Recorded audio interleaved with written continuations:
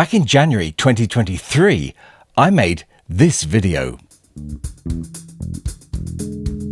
If recent form is anything to go by, we should be getting a new Beatles remix and box set by the end of this year.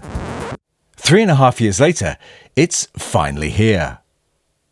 The Beatles Rubber Soul Super Deluxe Edition will be released on October the 2nd. It's the first reissue of its kind since Revolver in 2022.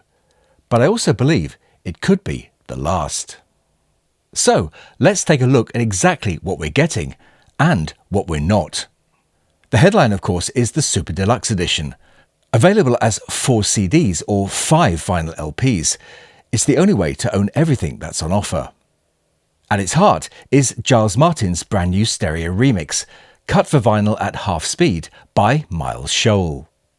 Alongside that, you get a brand new all-analog monocut of the album by Sean McGee, the original US stereo album, newly cut from the original Capitol analog tapes by Kevin Reeves, and 2 discs of session outtakes featuring 24 session recordings, 20 unreleased takes, and 3 home demos.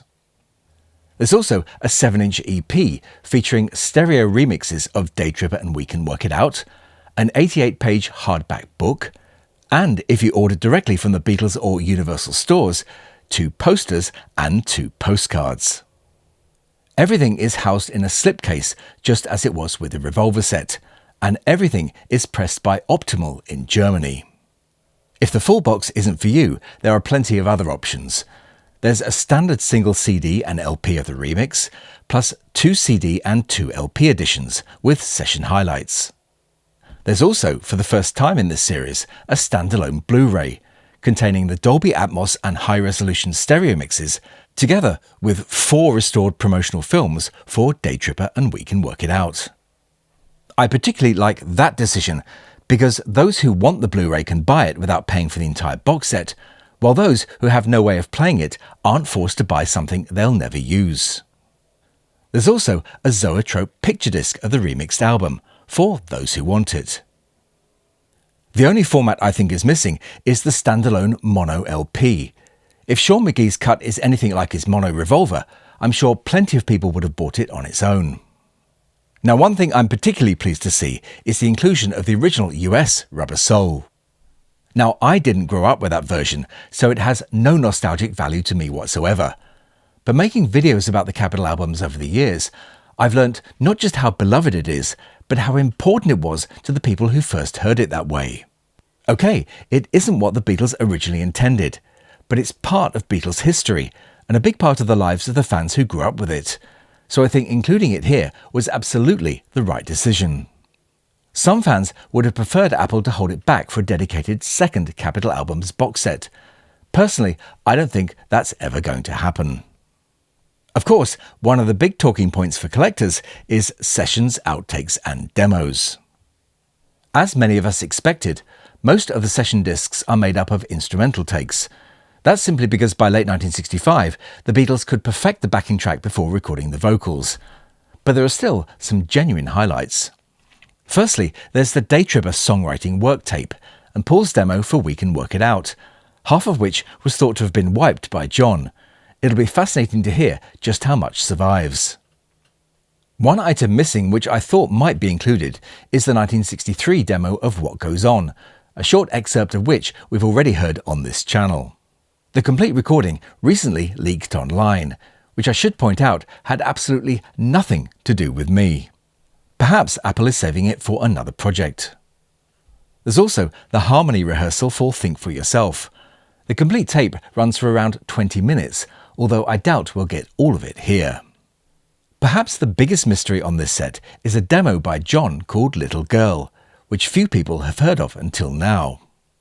Like the demo of Yellow Submarine on the Revolver set, this appears to be another tape Sean has dug out from the Lennon archives, which Giles Martin describes as sounding like an early draft of I'm Only Sleeping. And before the comments fill up with people saying it's too expensive, whether you can afford it or not isn't really the point I'm going for here. What interests me is what this release tells us about where Apple goes next. One thing that also struck me is that Apple hasn't just launched a box set, they've launched an entire Rubber Soul collection. Alongside the various music formats, there's a whole range of clothing, homeware and other merchandise. It feels less like the release of an archive project and more like a broader campaign built around the album itself. To me, that reflects a wider change in direction. For the past decade, these anniversary releases have been aimed largely at collectors like us. But this launch feels different. It seems to be designed to reach a broader audience, with the music sitting alongside fashion, design and merchandise, in a way we haven't really seen before. In a strange way, it's almost a return to the 1960s. Back then, the Beatles weren't just a band, they were everywhere. Records, clothes, lunchboxes, badges, books, they were just part of everyday life. This launch gives me a similar feeling. It feels like Apple is aiming beyond the traditional collector market, towards the Beatles' next generation of fans. Which brings me back to something I mentioned at the beginning of the video.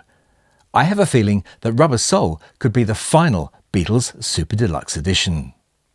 Now, there are a few reasons why I think that. For a start, I think the original archive program is now largely complete. Since Sgt. Pepper in 2017, Apple has worked its way through the albums fans always expected to receive this treatment. Rubber Soul was really the last major gap. That's not to say the earlier albums don't deserve attention, quite the opposite, but I expect they'll be approached differently. With the 4 Beatles films arriving next year, I wouldn't be surprised if Apple saw those as a better opportunity to reintroduce the early Beatles than another series of archive boxes. Then there's the reality of the market itself. Physical media is still important to collectors like us, but it now represents a much smaller part of the Beatles business than it once did. These large box sets are expensive to produce and appeal to a relatively small audience, compared with the millions who will watch a film, discover the music through streaming, or encounter the Beatles for the very first time. None of this means Apple is finished celebrating the Beatles. Far from it. In fact, there's still an enormous amount of material they could explore. There are later studio sessions, live recordings, film and television performances. There's also material fans have hoped to see officially released for decades, from the Star Club tapes to the restored Shea Stadium concert. Perhaps that's why I think Rubber Soul could be the last Beatles Super Deluxe Edition. Not because Apple has run out of Beatles history to celebrate, but because the next chapter of the Beatles story may need to be told in a different way. If I'm right, then Rubber Soul simply isn't another anniversary release. It represents the completion of an archive program that began almost a decade ago with Sgt. Pepper. Whether another Super Deluxe Edition follows or not, that's quite a legacy. 42 months ago, I wondered whether Rubber Soul would be next. I never imagined it might also be the last.